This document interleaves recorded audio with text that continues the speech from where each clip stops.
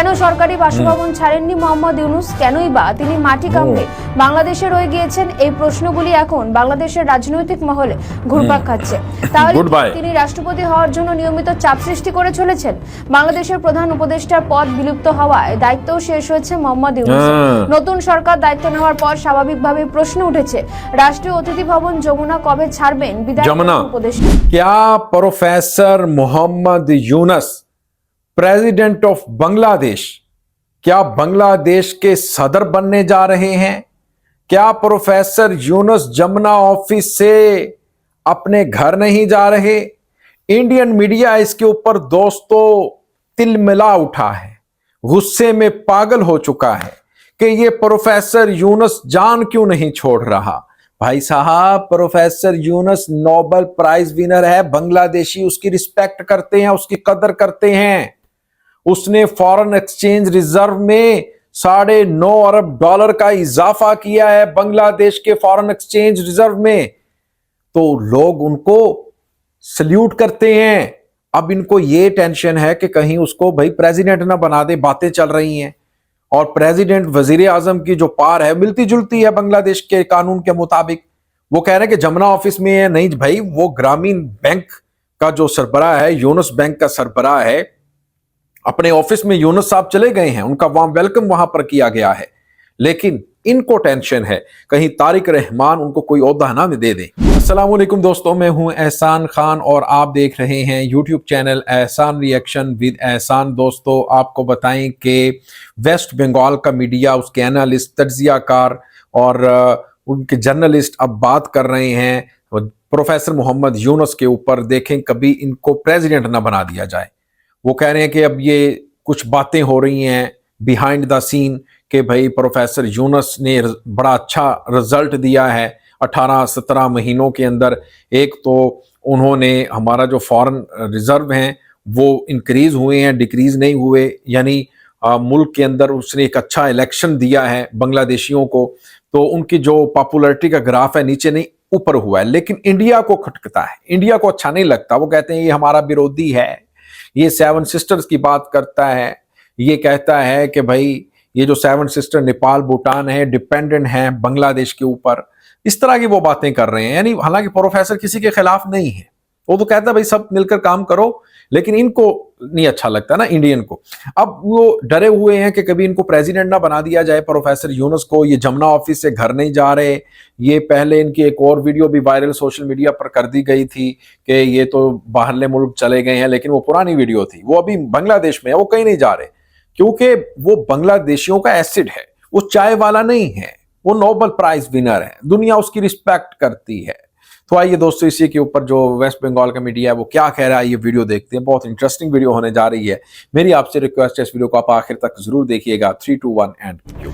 বাংলাদেশের অন্তর্বর্তী সরকারের অবসান হয়েছে, বেশ কয়েকদিন হয়ে গেল। খালেদা পুত্র তারেক রহমানের নেতৃত্বে বিএনপি সরকারও গঠন হয়েছে। তারেক রহমান বাংলাদেশের নতুন প্রধানমন্ত্রী হিসেবে কাজও শুরু করেছেন, কিন্তু তিনি এখনো সরকারি বাসভবনে উঠতে পারেননি, কারণ বিদায় নেওয়া অন্তর্বর্তীকালীন সরকারের প্রধান মোহাম্মদ ইউনূস এখনো তার সরকারি বাসভবন যমুনা ত্যাগ করেননি। যদিও দিন কয়েক আগে একটি ভিডিও ভাইরাল হয়েছিল সোশ্যাল মিডিয়ায়, তাতে দাবি করা হয়েছিল ইউনূস বাংলাদেশ ছেড়ে চলে যাচ্ছেন, কিন্তু আদতে তা হয়নি। তিনি এখনো বহাল তবিয়তে যমুনায় অবস্থান করছেন। ফলে তারেক রহমান বাধ্য হয়ে নিজের ব্যক্তিগত বাসভবন থেকে দায়িত্ব সামলাচ্ছেন। কেন সরকারি বাসভবন ছাড়েননি মোহাম্মদ ইউনূস? কেনই বা তিনি মাটি কামড়ে বাংলাদেশে রয়ে গিয়েছেন? এই প্রশ্নগুলি এখন বাংলাদেশের রাজনৈতিক মহলে ঘুরপাক খাচ্ছে। তাহলে কি তিনি রাষ্ট্রপতি হওয়ার জন্য নিয়মিত চাপ সৃষ্টি করে চলেছেন? বাংলাদেশের প্রধান উপদেষ্টার পদ বিলুপ্ত হওয়ায় দায়িত্বও শেষ হয়েছে মোহাম্মদ ইউনূসের। নতুন সরকার দায়িত্ব নেওয়ার পর স্বাভাবিকভাবে প্রশ্ন উঠেছে, রাষ্ট্রীয় অতিথি ভবন যমুনা কবে ছাড়বেন বিদায়ী প্রধান উপদেষ্টা এবং এরপর তিনি কোথায় থাকবেন? বাংলাদেশের কয়েকটি গণমাধ্যম সূত্রে খবর, চলতি সপ্তাহে তিনি যমুনা ছেড়ে গুলশানে তার নিজের বাসায় উঠবেন। বাংলাদেশের নতুন সরকারের একটি সূত্র বলছে, নতুন প্রধানমন্ত্রী তারেক রহমান যমুনায় উঠতে পারেন, তবে এর আগে সরকারি ভবনটিতে কিছু সংস্কার কাজ প্রয়োজন। কিন্তু এই সংস্কার প্রক্রিয়া সম্পন্ন করতে প্রায় 2 মাস সময় লাগতে পারে বলে ধারণা করা হচ্ছে। তাহলে তারেক রহমানের এই ঈদে রাষ্ট্রীয় অতিথি ভবন যমুনায় ওঠা সম্ভব হচ্ছে না। এখানেই তাহলে প্রশ্ন উঠছে, তলে তলে ইউনূসকে ইউনূসকে বাংলাদেশের রাষ্ট্রপতি করার পরিকল্পনা বাস্তবায়ন করার জন্য কি চেষ্টা করা হচ্ছে? প্রশ্ন অনেক, কিন্তু উত্তর তো এত সহজে পাওয়া যাচ্ছে না।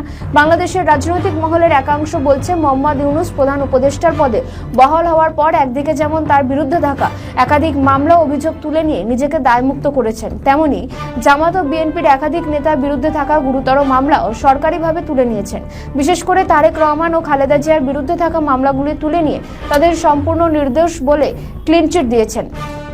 এর ফলে তারেক রহমান দীর্ঘ 17 বছর লন্ডনে নির্বাসিত থাকার পর দেশে ফিরতে পারেন।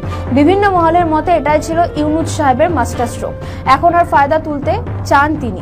বাংলাদেশের প্রধানমন্ত্রী বাসভবন বলতে গণভবন বোঝায়, কিন্তু 2024 সালের 5ই আগস্ট গণভবনে যে তাণ্ডব লীলা লুটপাট চালিয়েছিল উন্মুক্ত জনতা, তারপর আর তার বাসযোগ্য নেই। তবে সেটাতে মিউজিয়াম হিসেবে স্বীকৃতি দিয়েছেন অন্তর্বর্তীকালীন সরকারের প্রধান মোহাম্মদ ইউনূস। ফলে তারেক রহমান গণভবনে উঠছেন না। সেক্ষেত্রে রাষ্ট্রীয় অতিথি ভবন যমুনা সরকার প্রধানের বাসভবন হিসেবে চিহ্নিত হয়ে গিয়েছে। ফলে এই যমুনাতেই থাকবেন বাংলাদেশের নতুন প্রধানমন্ত্রী তারেক রহমান। বিবিসি বাংলার দাবি, ডিএমপির পুলিশ কর্মকর্তা মীর আসাদুজ্জামান তাদের নিশ্চিত করেছেন নতুন প্রধানমন্ত্রী যমুনাতে উঠবেন, কিন্তু তার আগে কিছু প্রয়োজনীয় সংস্কার প্রয়োজন। এখানেই প্রশ্ন উঠছে, এটা যদি ঠিক হয়েই থাকে তাহলে ইউনূস সাহেব কেন যমুনা ছাড়ছেন না? এর পিছনে কি অন্য কোনো তাৎপর্য রয়েছে? বিভিন্ন সূত্র মারফত দাবি করা হচ্ছে আপাতত বাংলাদেশেই থাকবে ইউনূস।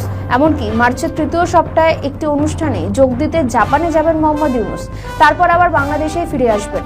অর্থাৎ তিনি অন্য কোনো পরিকল্পনায় রয়েছেন। তাহলে তিনি বাংলাদেশের রাষ্ট্রপতি হওয়ার তাদবির করছেন, এটাই বলাই বাহুল্য।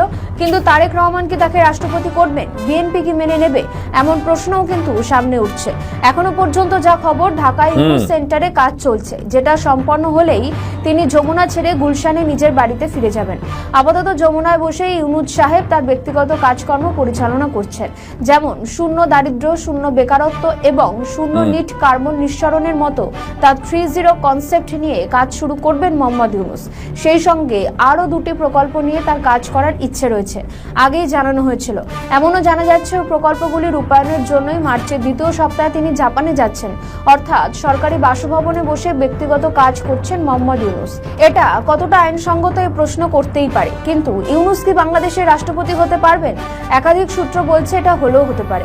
মোহাম্মদ ইউনূসের অত্যন্ত ঘনিষ্ঠ খলিলুর রহমানকে তারেক রহমান বাংলাদেশের পররাষ্ট্রমন্ত্রী করেছেন। তাহলে এবার ইউনূস পুনর্বাসন পাবেন না কেন? মার্কিন ডিপ স্টেটের মাধ্যমে বাংলাদেশে ক্ষমতায় বসানো হয়েছে মোহাম্মদ ইউনূসকে। তাদেরই একজন খলিলুর রহমান, যাকে নিয়ে বিএনপি এর আগে একাধিক অভিযোগ করেছে। সেই খলিলুরকে তারেক রহমান তার মন্ত্রিসভায় গুরুত্বপূর্ণ দায়িত্ব দিয়েছেন। তাহলে এবার ইউনূস সাহেবের পালা। তারেক রহমান বাংলাদেশের প্রধানমন্ত্রী হওয়ার পর মার্কিন প্রেসিডেন্ট ডোনাল্ড ট্রাম্প চিঠি লিখে শুভেচ্ছাও জানিয়েছেন।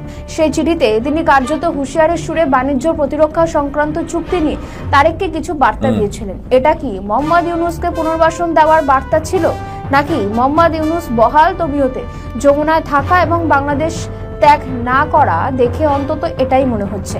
এখন দেখার ইউনূসকে রাষ্ট্রপতি বানানোর মতো আত্মঘাতী সিদ্ধান্ত নেয় কিনা বিএনপি। तो दोस्तों, आपने ये वीडियो देखी है कैसे अब जो वेस्ट बंगाल का मीडिया इंडियन जो है असल में उनको टेंशन हो रही है। कभी तारिक रहमान जो newly appointed prime minister of Bangladesh हैं, बीएनपी के जो नेता हैं, वो इनको प्रेसिडेंट ना बना दें यूनुस को। प्रोफेसर यूनुस की क्योंकि मकबूलियत बहुत ज्यादा है, पॉपुलैरिटी का ग्राफ बांग्लादेश में बहुत ज्यादा है, कभी इनको कोई ओहदा ना मिल जाए, बड़ा ओहदा ना मिल जाए, इसलिए डरे हुए हैं। दोस्तों आपका क्या कहना है इस वीडियो के बारे में? बताइएगा कमेंट सेक्शन में। मिलेंगे आपसे नेक्स्ट वीडियो में, तब तक के लिए अल्लाह हाफिज।